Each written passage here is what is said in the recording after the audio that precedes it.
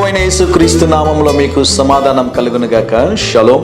ఆదికాండము 32వ అధ్యాయము 12వ వచనము. నేను నీకు తోడై నిశ్చయముగా మేలు చేయుచు నిన్ను ఆశీర్వదించేదనని దేవుడు అద్భుతమైన వాగ్దానాన్ని తన దాసునికి ఇక్కడ తెలియజేస్తా ఉన్నాడు. కింద ఇంకా చాలా మాటలు రాయబడి ఉన్నాయి.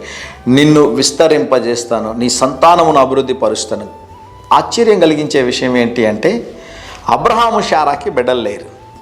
అయితే దేవుడిచ్చిన వాగ్దానం ఏంటంటే, ఆకాశ నక్షత్రము వలన నీ సంతానాన్ని నేను వృద్ధి పొందిస్తాను, ఇసక రేణువుల వలె చేస్తాను అన్నాడు. నేను అనుకుంటాను వారు ఇరువురు కూడా ప్రభువా ఒక కొడుకునో కూతుర్నో ఇస్తే చాలా అనుకున్నారేమో. అయితే దేవుడు ఎటువంటి వాగ్దానం ఇచ్చాడంటే, నువ్వు ఊహించని కార్యాలు నేను నీ జీవితంలో చేస్తాను అంటాడు దేవుడు.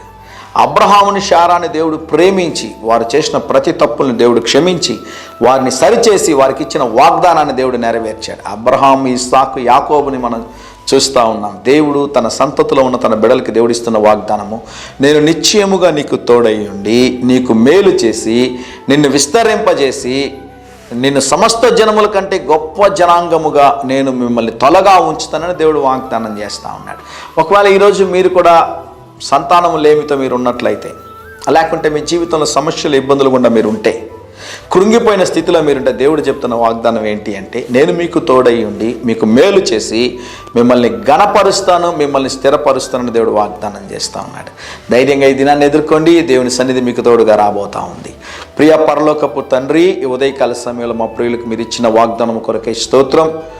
మీరు నిశ్చయముగా తోడై ఉండి మేలు చేసి అద్భుతములు చేయమని యేసు నామములో ప్రార్థిస్తున్నాము తండ్రి. Amen, amen.